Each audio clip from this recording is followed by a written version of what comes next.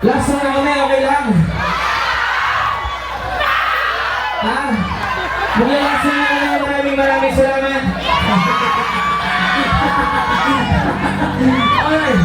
Siyempre, awis ba? Marami pa tayong alak ngayong gabi. Pwede ba sa may mga alak? Pwede bang itaas natin yung mga beer?